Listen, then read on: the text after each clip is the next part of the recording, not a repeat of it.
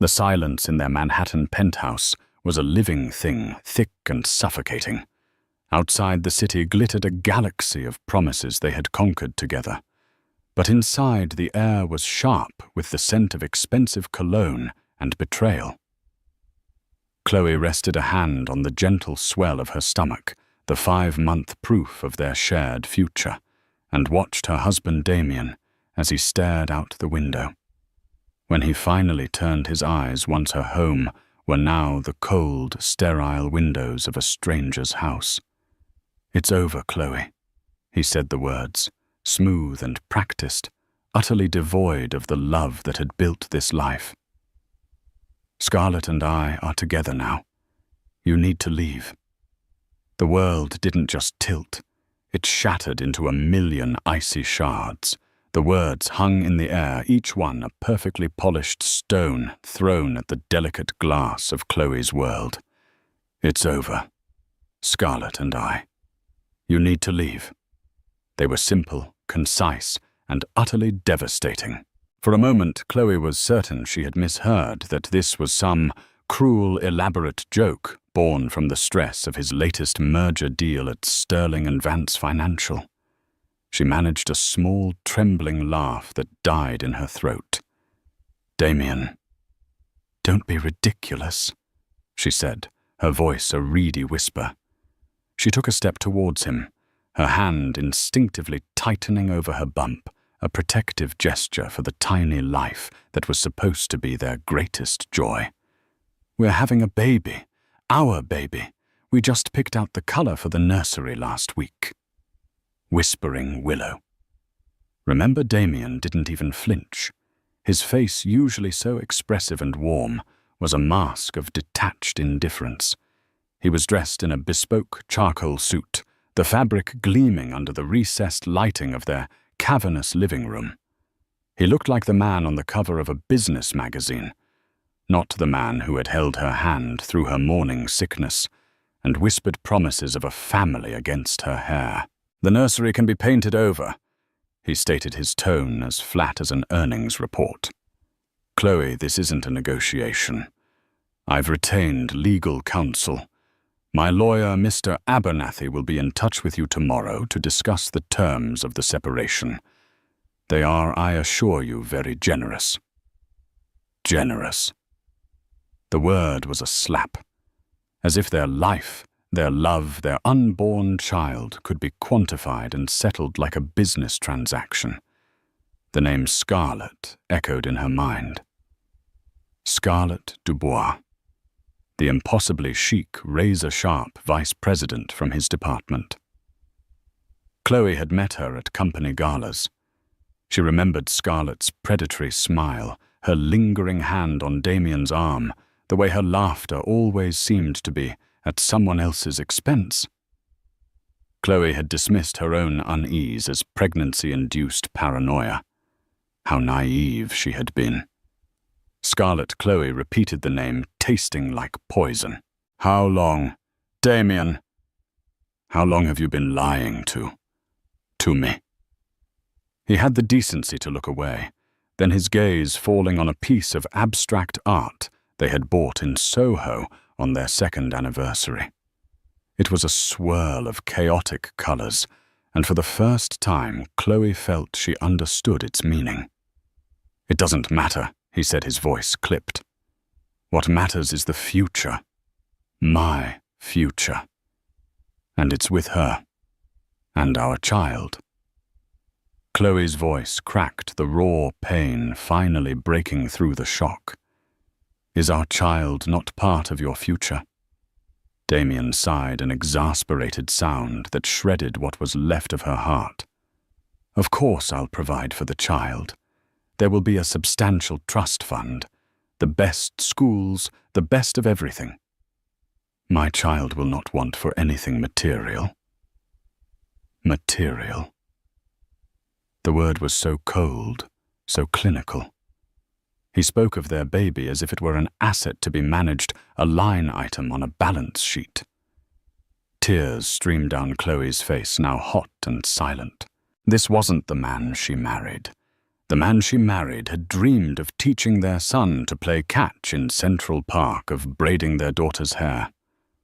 This man, this stranger in the expensive suit, saw only obligations and expenses.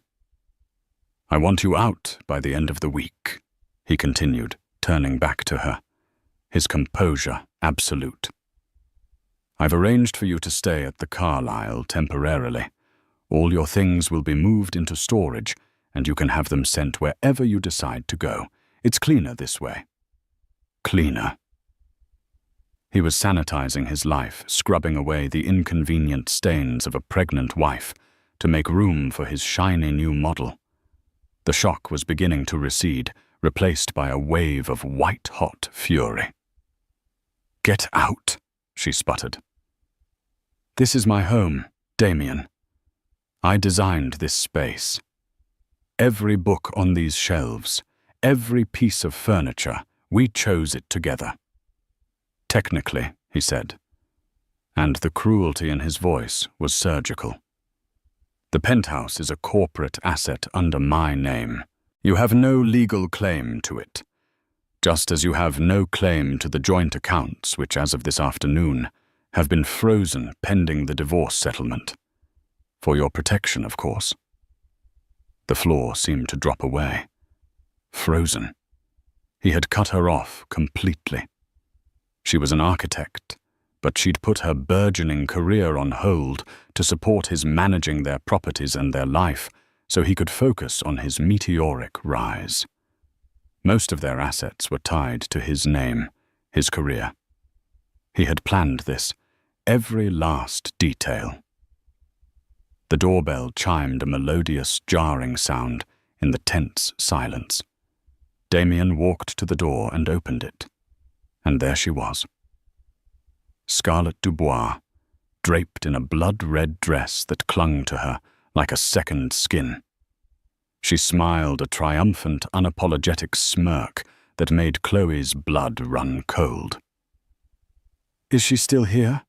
Scarlett asked, her voice a low purr as she glided into the apartment, her eyes sweeping over Chloe with disdain. She stopped beside Damien, possessively, linking her arm through his. "Darling, I thought you said this would be handled." The sight of them together, so comfortable and entitled in the heart of her home, finally broke Chloe. The fight drained out of her, replaced by a profound, crushing despair. She was no match for this. This was a corporate takeover, and she was the asset being liquidated. "I'll be gone by morning," Chloe whispered the words barely audible. She turned, unable to look at them any longer, and walked on numb legs towards the bedroom, the room where she and Damien had built their dreams. As she closed the door, she heard Scarlett's triumphant laugh echo down the hallway, the sound of her world ending. She collapsed onto the bed, her body racked with sobs, her hands clutching the small, precious life within her. She was alone, pregnant and penniless, in a city of millions. The gilded cage had not just cracked, it had been torn apart, leaving her exposed and bleeding in the ruins. The first 24 hours were a blur of cold panic and hollowed-out grief. Chloe moved through the apartment like a ghost, packing a single suitcase with trembling hands. Every object was a memory, a testament to a life that was now a lie. The photograph on the nightstand of their wedding in the Hamptons. Damien's face alight with what she had believed was adoration. The silly souvenir mug from their trip to Paris. The well-worn copy of The Great Gatsby he'd read aloud to her on rainy Sunday afternoons. She packed none of it. Those relics belonged to a woman who no longer existed. True to his word, when she tried to use her credit card to book a car service, it was declined.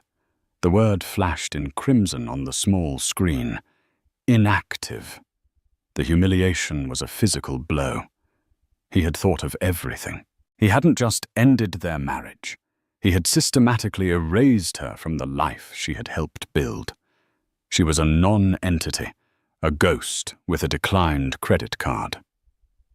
She ended up taking a yellow cab, the kind they hadn't used in years, to her friend Zoe's small but welcoming apartment in Greenwich Village. Zoe, a fiery journalist with a low tolerance for injustice, opened the door and took in Chloe's pale face and single suitcase with one sharp glance. "Oh, honey." "No," Zoe breathed, pulling her into a fierce hug. "Tell me that son of a bitch didn't." Inside, over cups of chamomile tea that Chloe couldn't bring herself to drink, the whole sordid story spilled out. Zoe listened, her expression hardening from sympathy to pure rage. "Froze the accounts, kicked you out while you're pregnant." Zoe paced her small living room, her hands clenched into fists. "That's not just grounds for divorce. That's grounds for a public execution. We'll get a lawyer, a shark. We'll take him for everything he's worth." "He already has a shark," Chloe said, her voice sounding distant to her own ears. "Mr. Abernathy, Damien said he's the best. And Zoe, everything is in his name. The apartment, the investments, the bank accounts. I was so stupid. I trusted him." "You weren't stupid, you were in love," Zoe corrected fiercely. "There's a difference. He exploited that love. This is calculated. This is sociopathic." The next few days were a living nightmare. Calls from Mr. Abernathy's office went straight to Zoe's voicemail, as Chloe couldn't bear to hear the sterile legal jargon that would dismantle her life. The initial settlement offer arrived via courier. It was an insult wrapped in legalese. A one-time payment that would barely cover a year's rent in a decent neighborhood, and a monthly child support payment that was laughably small for a man of Damien's means. The stipulation was that she had to sign a comprehensive, non-disclosure agreement, effectively silencing her forever. Damien wanted to erase her, and he was willing to pay a nominal fee to do it. The cruelty was breathtaking. He wasn't just leaving her. He was trying to bury her. Chloe spent her days on Zoe's couch, staring blankly at the ceiling, the baby inside her a constant fluttering reminder of everything she was losing. She felt a deep, terrifying shame. How could she have been so blind? How could she bring a child into this chaos? Desperation began to set in a cold, creeping dread that threatened to swallow her whole. Her own family was gone. Her mother had passed away years ago, and her father, a brilliant but gentle history professor, had died from a sudden heart attack 2 years after. She was truly alone. Or was she? One evening, as Zoe was trying to coax her to eat some soup, a memory surfaced. It was from her father's funeral. A tall, imposing man with silver hair and eyes as sharp as chips of ice. He had stood at a distance, his presence filling the room with an unspoken authority. Alistair Sterling, her godfather. Her father and Alistair had been inseparable in college, 2 brilliant minds from vastly different worlds. Her father, the son of a librarian. Alistair, the sole heir to the Sterling industrial fortune.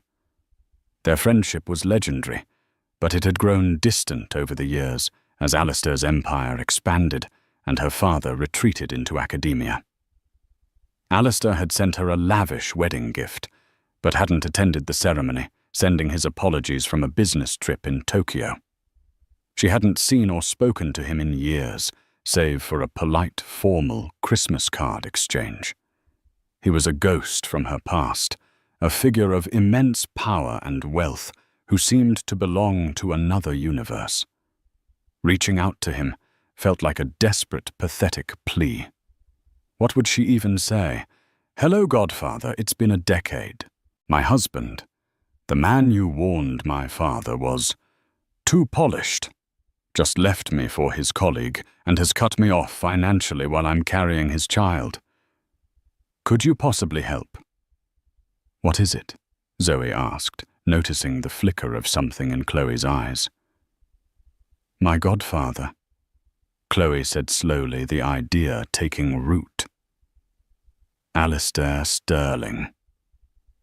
Zoe's spoon clattered onto the plate. Alistair Sterling, as in the Alistair Sterling. The reclusive billionaire, the one they call the kingmaker of Wall Street. Chloe nodded numbly. "My father was his best friend." "Chloe." Zoe grabbed her shoulders, her eyes wide with urgency. "You have to call him. Right now. You said Damien works for Sterling and Vance. Is that no relation?" Chloe clarified. "Just a coincidence in the name. Damien's firm is a different entity, but Alistair, he's powerful." The thought was terrifying. Alistair was a man who moved markets with a single phone call. He lived in a world of unimaginable influence. To him, her marital problems would be a trivial domestic squabble. He would probably think her weak and foolish. The Sterling name was synonymous with strength, with ruthless precision. But then she thought of the baby. Her baby. This wasn't just about her pride anymore. It was about survival. It was about fighting for the child who deserved so much more than a father who saw him as a line item and a mother on the brink of despair.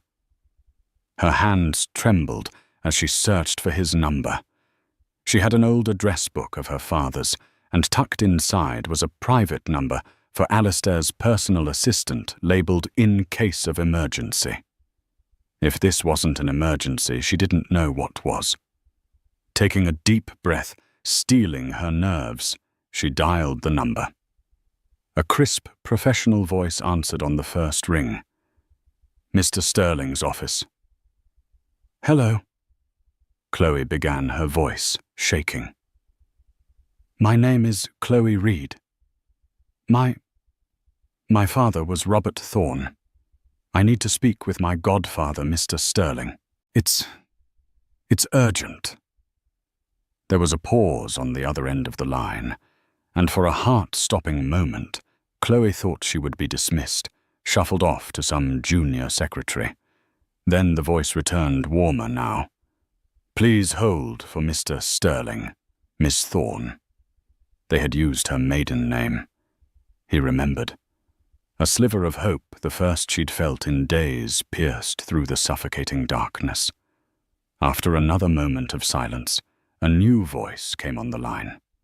It was deep, resonant, and carried an unmistakable weight of command. "Chloe, is that you, child?" The sound of his voice, a voice she hadn't heard in 10 years, broke through her carefully constructed composure. A sob escaped her lips. "Alistair." She cried the name, a desperate plea. "I need your help." The helicopter descended onto a perfectly manicured lawn, its blades whipping the cool autumn air. Below a sprawling stone manor sat nestled amidst hundreds of acres of private forest in upstate New York. This was Sterling Estate Alistair's legendary sanctuary, a place so private that few photographs of it even existed. Chloe stepped out of the aircraft, clutching the small bag Zoe had helped her pack, feeling as though she had stepped into another century. A stern-looking man in a dark suit, whom she would come to know as Mr. Harrington, Alistair's head of security and legal affairs, led her into the house. The interior was not opulent in the modern, flashy way Damien's penthouse had been. This was old money, quiet and confident. Dark wood paneling, priceless tapestries, shelves lined with leather-bound first editions, and the faint, pleasant scent of wood smoke and old paper. Alistair Sterling was waiting for her in a vast library, seated in a worn leather armchair by a roaring fireplace. He was older than she remembered his silver hair, now stark white, but his eyes were the same, an intense, piercing blue. that seemed to see right through you. He rose as she entered, and despite his age, he moved with a vigor that belied his years. "Chloe," he said, his deep voice softening. He didn't offer a handshake or a formal greeting. Instead, he opened his arms, and Chloe, overwhelmed, walked into his embrace. It was not a warm, cuddly hug, but it was solid, protective, and for the first time in weeks, she felt safe. "You should have called sooner." He gestured for her to sit in the chair opposite his. A butler appeared silently and placed a tray with tea and small sandwiches between them. Now Alistair said, his gaze unwavering as he sat back down. "Tell me everything, and do not leave out a single detail. I want to know the man's name, his position, his ambitions, and every last word he said to you." And so she told him. The story tumbled out more coherent this time, fueled by the quiet strength of his presence. She spoke of Damien's ambition, his charm, his cold transformation. She described Scarlett, the public humiliation, the frozen bank accounts, the insulting settlement offer. She explained her own naivety, her shame, her fear for the baby. Through it all, Alistair listened without interruption. His face was unreadable, a stony mask, but she saw a muscle tighten in his jaw, and his blue eyes grew colder, harder. When she finished, the only sound in the room was the crackling of the fire. Alistair steepled his long fingers, his gaze fixed on a point in the middle distance. "Robert, your father never trusted him," Alistair said, his voice a low rumble. "He told me once that Damien Reed had a wolf's smile and a calculator for a heart. I warned him to advise you against the marriage, but Robert was too soft. He wanted his daughter to be happy, and you were blindingly in love." He looked at her then, and she saw a flicker of something that looked like regret. "I should have intervened. I let my friendship with your father fade. A mistake I will not make with his daughter." He stood and walked over to a large, ornate desk. He pressed a button on an intercom. "Harrington, get in here." Mr. Harrington entered the room as silently as the butler had. "I want a complete workup on a Damien Reed, Senior Vice President at Thorne and Associates, and a Scarlett Dubois, same company. I want to know everything. Financials, career history, personal associations, debts, vices. I want to know where they buy their coffee and who launders their shirts. I want every skeleton in their closets exhumed, polished, and presented to me by Friday." "Consider it done," Sir Harrington said, with a curt nod, and left. Alistair turned back to Chloe. "You will stay here. The East Wing will be prepared for you. My personal physician will see to you and the baby. You will want for nothing. Your only job is to rest and stay healthy." "My job," he said, a dangerous glint in his eye, "is to handle Mr. Reed." "What are you going to do?" Chloe asked, a tremor of both fear and anticipation in her voice. "There are two ways to deal with a pest child," Alistair explained, picking up a heavy crystal decanter of whiskey and pouring a small measure into a glass. "You can swat it, which is noisy and messy, or you can carefully dismantle its nest brick by brick until it has nowhere left to live. Then it simply disappears. I prefer the second method. It's quieter, more permanent, and infinitely more satisfying." He took a sip of his whiskey. "This Damien character has built his life on a foundation of ambition and image. He craves status power, the approval of his peers. We will not attack him directly. We will simply remove the pillars holding his world up one by one. His reputation, his career, his finances, and his new associate. Over the next few days, Sterling Estate became Chloe's sanctuary. She was given a beautiful suite of rooms overlooking a serene lake. She had long walks in the crisp autumn air, ate nourishing meals prepared by a private chef, and for the first time in months, she slept through the night.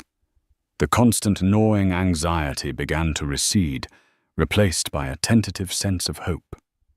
She saw little of Alistair, who was consumed by a flurry of quiet, intense activity. She would see him in his library, on the phone, his voice a low, commanding murmur. Mr. Harrington came and went, delivering thick files that Alistair would read with predatory focus. On Friday morning, Alistair summoned her back to the library. The files were spread across his desk. "Our Mr. Reed is not just an adulterer. He's a fool." Alistair began, his tone laced with contempt. "He's over-leveraged. He used his projected bonus to secure a private loan for a high-risk tech venture which is currently failing. He's been padding his expense reports for years, small amounts, but the pattern is clear. And most interestingly, the last big merger he managed. There are irregularities, discrepancies in the valuation that benefited a shell corporation." He slid a photograph across the desk. It was of Scarlett, laughing with a man at a cafe. "And Miss Dubois. She has a reputation. She attaches herself to rising stars, uses them for their connections and status, and discards them when a better opportunity presents itself. Before Damien, it was a director at a rival firm. Before him, an heir to a shipping fortune. She's a parasite, and Damien is her current host. But the shell corporation from Damien's merger deal, it's registered to her brother." Chloe stared, her mind reeling. It wasn't just an affair. It was a conspiracy. They were grifters working together. "They are playing a dangerous game," Alistair said, his eyes like ice. "And they think they are winning. Now it's our turn to play." He picked up his phone. "We will not destroy Damien Reed. We will simply create the conditions for him to destroy himself. The first pillar to go will be his career." Damien Reed felt invincible. He and Scarlett were the new power couple at Thorne and Associates. With Chloe gone, a relic of his humbler past, his life felt streamlined, upgraded. He and Scarlett moved her things into the penthouse, her vibrant modern tastes quickly overwriting Chloe's quieter, more classic aesthetic. They hosted lavish dinner parties, their laughter echoing in the halls where Chloe's tears had fallen. Damien had what he had always wanted, a woman who was a partner in his ambition, not just a gentle soul who managed his home. Scarlett was a reflection of his own ruthless drive. His career was at its zenith. He was leading the acquisition of a promising new fintech company, a deal that would cement his reputation and guarantee him a staggering year-end bonus. He paraded Scarlett at corporate events, her presence on his arm, a clear signal of his new unapologetic power. He ignored the pitying or disapproving looks from some of the older colleagues who had been fond of Chloe. They were dinosaurs, he thought. They didn't understand the new rules of the game. The first crack in his perfect world appeared on a Tuesday morning. It was a small thing. A conference call with the board of the fintech company was abruptly postponed. No reason was given, just a curt email from their CEO citing an internal review. Damien was annoyed but not concerned. Corporate jitters were common in deals of this size. Then a few days later, a more unsettling event occurred. He was in a meeting with the firm's CFO, presenting his projected numbers for the acquisition. The CFO, a notoriously meticulous man named Peterson, peered at the documents over his glasses. "These valuations," Reed Peterson said slowly. "They seem optimistic. I'm getting some conflicting third-party analysis. Whispers of an inflated asset portfolio. Damien's smile tightened. My team did its due diligence, Peterson. The numbers are solid. Perhaps, Peterson said, non-committally. But the board is getting nervous. Someone on the acquisition target's side must be getting cold feet and leaking negative spin. Tighten it up, Reed. I don't like uncertainty. Damien left the meeting with a knot of unease in his stomach. Whispers. Uncertainty. These were not words he was accustomed to. He spent the rest of the day on the phone calling his contacts, trying to shore up the deal. But he was met with a strange coolness. People who had once taken his calls instantly were now suddenly in meetings. Emails went unanswered for hours. Scarlett, ever the pragmatist, was dismissive. It's just a rough patch, darling. She purred, massaging his shoulders as he stared out the penthouse window, the view no longer seeming so triumphant. You're the best deal maker they have. They need you. Just show them who's in charge. But the whispers grew louder. An anonymous email began circulating among the senior partners, raising questions about Damien's aggressive accounting practices on past deals. It was vague, containing no concrete proof, but it planted a seed of doubt. It was poison in the water supply. His paranoia began to fester. He snapped at his junior analysts, accusing them of leaking information. He started seeing rivals in every corner, imagining conspiracies to sabotage his deal. The pressure mounted, and the strain began to show. The easy charm that had defined him was replaced by a brittle defensive arrogance. The real blow came the following week. The firm announced a surprise audit of all major ongoing projects, with a specific focus on Damien's fintech acquisition. It was presented as a routine procedural update, but everyone knew what it was, a vote of no confidence. His authority was being publicly undermined. That night, he and Scarlett had a vicious argument. You need to control this, Damien, she hissed, her perfect composure finally cracking. You look weak. They're walking all over you. This isn't the man I signed up for. What do you want me to do? Scarlett. He shot back, his voice rising.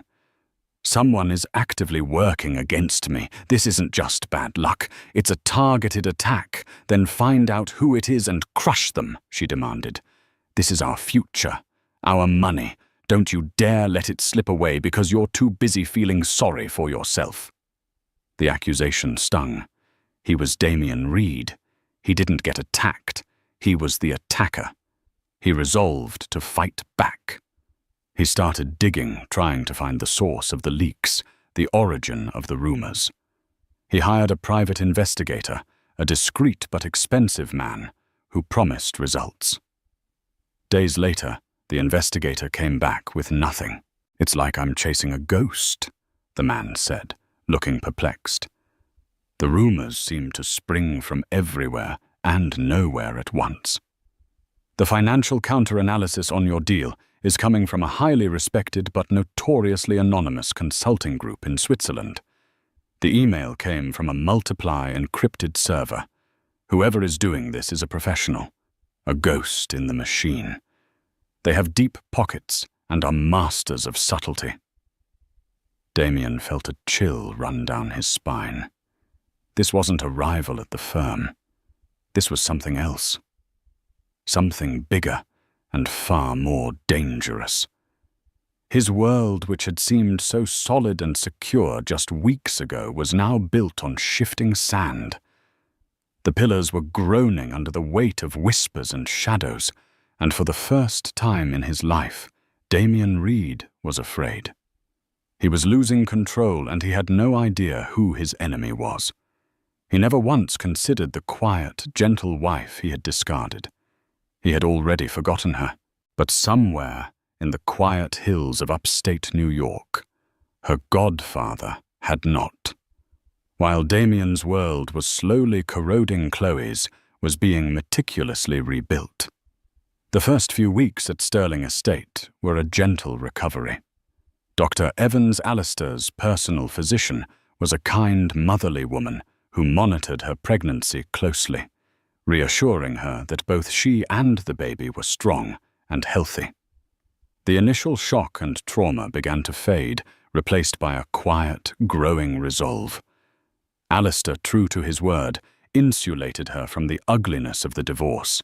He had engaged a legal team from one of New York's most prestigious family law firms. They were not the aggressive sharks Zoe had envisioned, but lions poised, powerful, and patient. They countered Mr. Abernathy's insulting offer with a calm, firm rejection and a simple statement: "We will await a more equitable proposal based on full financial disclosure." The message was clear. The days of bullying Chloe into submission were over. One afternoon, Alistair found her sketching in a notebook in the garden. She had been an architect, after all, and the instinct to create was returning. "What is that?" he asked, peering over her shoulder. "Just an idea," she said a little shyly. "A community center, a space with a library for children, workshops for adults, a green roof for everyone. A place that builds people up, not just houses them." Alistair studied the intricate drawings, a thoughtful expression on his face. "Your father once told me you had more talent in your little finger than half the celebrated architects in this city. He said you designed with your heart." The mention of her father brought a sad smile to her face. He was biased. He was rarely wrong, Alistair countered. He paused, then said, "My foundation has been looking to fund a new philanthropic project, a centerpiece for urban renewal in a neglected part of the Bronx. It needs a lead architect, someone with vision, someone who understands the importance of community." Chloe stared at him, her heart starting to beat faster. "Alistair, I haven't worked on a project in years. I'm not—" "You are Chloe Thorne," he interrupted gently but firmly. "Daughter of Robert Thorne, and the best person for the job. We'll set up a studio for you here on the estate. You'll have a full team at your disposal, a blank check for resources. Create this, build it, not for me. For yourself it was a lifeline, but it was more than that. It was a purpose." For the first time since Damien had shattered her world, Chloe felt a spark of her old self ignite. The project consumed her. She threw herself into the work, her days filled with blueprints, model building, and video conferences with engineers and city planners. The pregnancy, once a source of fear and uncertainty, now felt like a wellspring of creative energy. She was building two things at once, a community center and a new life for herself and her child. Meanwhile, Mr. Harrington's investigation into Damien and Scarlett continued peeling back layers of deceit with surgical precision. The information he uncovered was far worse than mere corporate malfeasance. The shell corporation registered to Scarlett's brother wasn't just used in the one merger Harrington reported to Alistair one evening, Chloe now present for these updates. It's a pattern. For the last 3 years, on every major deal, Damien has managed this entity, has purchased stock in the target company weeks before the acquisition announcement, selling it immediately after for a substantial profit. It's classic insider trading. He laid out bank statements and transaction records, and Ms. Dubois is the primary beneficiary. Damien takes the career risk. She launders and reaps the financial rewards. They've funneled over $7 million this way. It was a sickening revelation. Their entire relationship, their partnership, was built on a foundation of criminal activity. Damien's ambition wasn't just a personality flaw. It was a pathology that had led him deep into a world of fraud and deceit. Furthermore, Harrington continued, his voice grim. Damien Reed has a history. In his first job out of business school, a senior mentor took him under his wing. 6 months later, that mentor was fired for gross incompetence after a project he and Damien were leading failed spectacularly. Documents later proved the failure was due to a catastrophic error made by Damien, which he skillfully blamed on his superior. Chloe felt sick. The charm, the ambition, the charisma, it was all a facade, hiding a man who would stop at nothing to get ahead, leaving a trail of wreckage in his wake. She had been the latest casualty.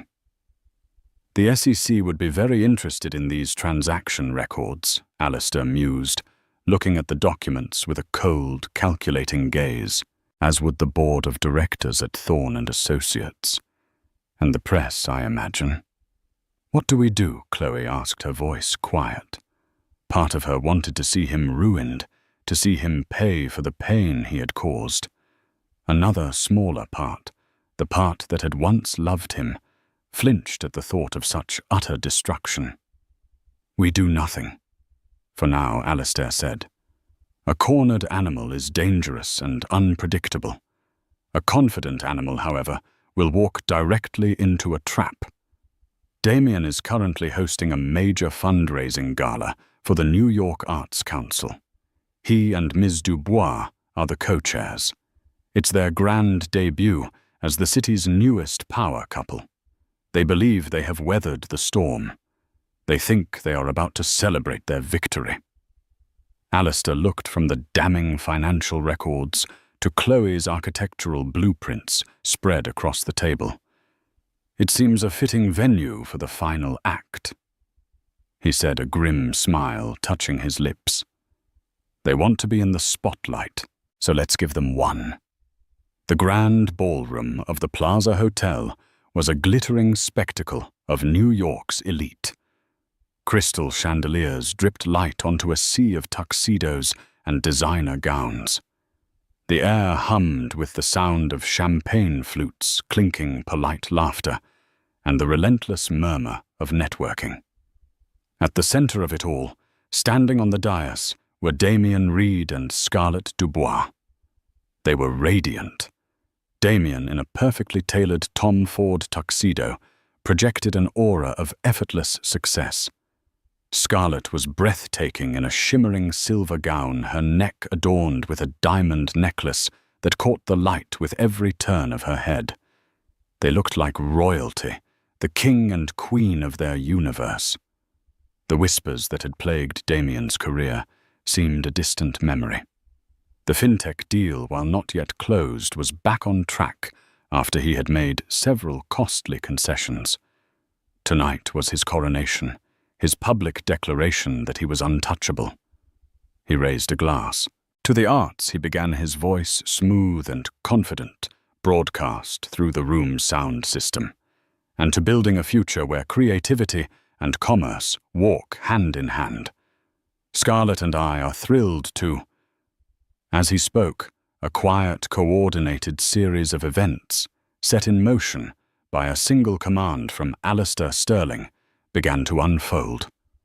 Across the city, in the pre-dawn quiet of a newsroom, the business editor of the New York Times received an encrypted file from a trusted source. It contained meticulously documented evidence of insider trading, shell corporations, and financial fraud, all pointing directly at Damien Reed and Scarlett Dubois. The editor, recognizing the scoop of a lifetime, immediately put his best investigative team on it. The headline was already writing itself. Simultaneously, an identical file was delivered to the chairman of the board of Thorne and Associates at his private residence, along with a courtesy copy to the Enforcement Division of the Securities and Exchange Commission. Back in the ballroom, as Damien was finishing his speech to a round of applause, the first ripples of the coming tsunami began to spread. Several high-profile CEOs and investment bankers in the room discreetly checked their phones. Their expressions shifted from polite interest to shock. They began to murmur to one another, casting furtive, stunned glances towards the stage.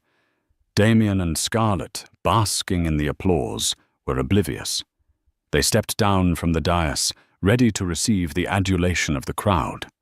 But instead of fawning admirers, they were met with a strange, sudden coolness. People averted their eyes. Conversations stopped abruptly as they approached. A palpable tension filled the air. "What's going on?" Scarlett whispered to Damien, her perfect smile faltering. "Why is everyone looking at us like that?" Before Damien could answer, his own phone buzzed. It was the chairman of the board. Damien excused himself, forcing a casual smile. "Arthur, wonderful to hear from you. I trust you're enjoying the—" "Don't you Arthur me, you son of a bitch!" The voice on the other end snarled thick with fury. "Have you seen the news alerts? The SEC has just opened a formal investigation. Insider trading. Fraud. My firm's name is being dragged through the mud. You are finished, Reed. Your access has been revoked. Security is escorting you out of the building first thing in the morning. Don't even bother showing up. You're fired." The line went dead. Damien stood frozen, the phone still pressed to his ear. The blood drained from his face. Fired. Investigated. Finished. The words hammered in his brain. He looked up and saw Scarlett talking to a rival executive, a man she had once dated. As she talked, she subtly, almost imperceptibly distanced herself from Damien's side, creating a few feet of physical space between them. The executive showed her something on his phone. Scarlett's eyes widened in horror. Her mask of cool sophistication shattered, replaced by raw panic. The murmuring in the room was now a roar. Everyone was on their phones reading the breaking news alerts that were lighting up screens across the ballroom. Wall Street rising star in SEC probe. Thorne & Associates VP accused of multi-million-dollar fraud scheme. Damien felt hundreds of pairs of eyes on him. They were no longer looks of admiration or envy, but of contempt, morbid curiosity, and schadenfreude. He was no longer the king. He was the spectacle. He was the carcass that the vultures were beginning to circle. He reached for Scarlett's arm, his last anchor in the storm. "Scarlett! We have to." She snatched her arm away as if his touch were toxic. Her face was a mask of cold fury. She spat her voice a venomous whisper for his ears only. "There is no we. You did this. Your sloppiness, your arrogance. You are a liability. I have my own career to think of." With that, she turned her back on him. In a masterful act of public theater, she walked directly over to the rival executive, placed a hand on his arm, and said in a voice loud enough for those nearby to hear, "Can you believe the audacity I feel so used? I had no idea what he was doing. The betrayal was so swift, so absolute, that it knocked the air from Damien's lungs. The woman for whom he had thrown away his marriage, his family had just cut him loose and thrown him to the wolves to save herself. The implosion was complete. In the space of 15 minutes, Damien Reed had lost his job, his reputation, his fortune, and his partner in crime. He stood alone in the center of the magnificent ballroom, a pariah in a tuxedo, the glittering chandeliers now seeming to mock him. He was a ghost haunting the scene of his own coronation, which had just become his execution. He finally understood. This wasn't bad luck. It was a demolition. And as he stumbled out of the ballroom into the cold night air, stripped of everything, he still had no idea whose hand had lit the fuse. 6 months later, the spring sunshine streamed through the large windows of Chloe's new office in the Bronx. From her desk, she could see the construction site below, a hive of activity. The steel skeleton of the Robert Thorne Community Center was rising from the ground, a tangible symbol of hope and renewal. Her hope. Her renewal. Chloe, now 8.5 months pregnant, moved with the slow, deliberate grace of late pregnancy. She was no longer the timid, broken woman who had fled her penthouse apartment. She was the lead architect of a multi-million-dollar project, a respected professional whose vision and quiet determination had earned her the admiration of her entire team. She was a woman who had found her footing not by leaning on a man, but by standing on her own. The chaos of Damien's downfall had played out in the media for weeks, a salacious tale of greed and betrayal. Faced with irrefutable evidence, Damien's legal team had advised him to plead guilty to lesser charges to avoid a lengthy prison sentence. He was facing years of probation, crippling financial penalties, and a permanent ban from the securities industry. He had lost everything: the penthouse, the career, the status. He was a broken man, a cautionary tale whispered at cocktail parties. Scarlett, ever the survivor, had managed to escape criminal charges by cooperating fully with the investigation, painting herself as a victim of Damien's manipulation. Her reputation was in tatters, however, and she had quietly resigned from her position and disappeared from the New York social scene. The diamonds and the power were gone, and without them she was just another ambitious woman with a tarnished past. Chloe had her final meeting with her lawyers the week before. The divorce was finalized. Alistair's legal team had ensured she received a settlement that was not just equitable, but punitive. With Damien's fraudulent earnings seized by the government, the settlement was drawn from his few remaining legitimate assets. It wasn't a fortune, but it was enough to provide a secure future for her and her child. More importantly, it was a legal acknowledgement of his profound betrayal. She had signed the papers without a trace of sadness, only a quiet sense of closure. Alistair had become a permanent, cherished part of her life. He was no longer the distant, intimidating figure of her childhood, but a true godfather in every sense of the word. He visited the construction site weekly, his shrewd eyes missing no detail, a proud paternal smile on his face as he watched Chloe command her team. He spoke often of her father, sharing stories she had never heard, bridging the gap between her past and her future. He was the family she thought she had lost. Her friend Zoe was a frequent visitor, marveling at the transformation. "Look at you," Zoe said one afternoon, placing a hand on Chloe's belly. "Running a major project, about to have a baby, looking like a goddess. If this isn't the definition of winning, I don't know what is." Chloe smiled, a genuine, radiant smile. "It doesn't feel like winning, Zoe. It just feels right. Like I'm finally living the life I was supposed to build all along." A few weeks later, Chloe gave birth to a healthy, beautiful baby boy. She named him Robert, after her father.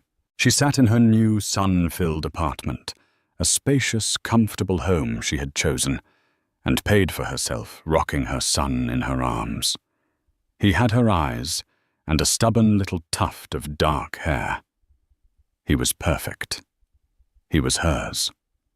Alistair came to visit, bearing not extravagant gifts, but a simple, beautifully carved wooden rocking horse he said had been his as a child. He stood by the crib, looking down at the sleeping infant, his usually stern face softened with an emotion Chloe had never seen before. "Your father would be so proud of you, Chloe," he said, his voice thick with emotion. "Not because of what you've built out there." He gestured towards the window in the direction of the rising community center, "but because of what you've built in here." He tapped his heart.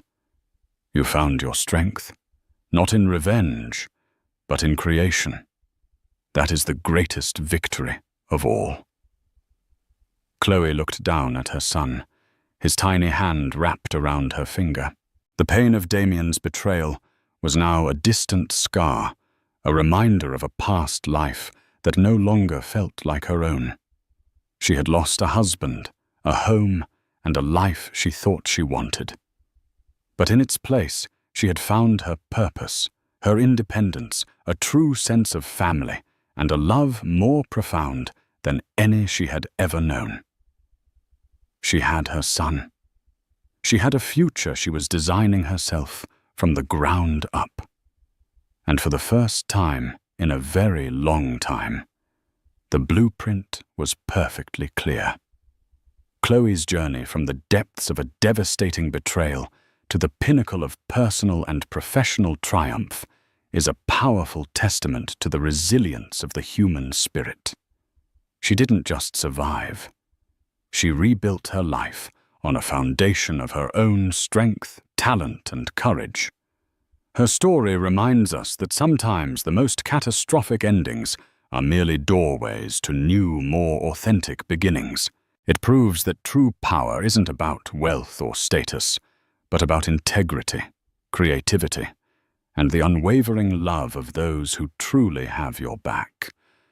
In the end, the penthouse was just a gilded cage, and it took losing it all for her to finally learn how to fly. If Chloe's story of strength and justice moved you, please give this video a like to show your support. Share it with someone who might need a reminder of their own inner power. And don't forget to subscribe to our channel for more real-life stories of overcoming adversity and finding triumph.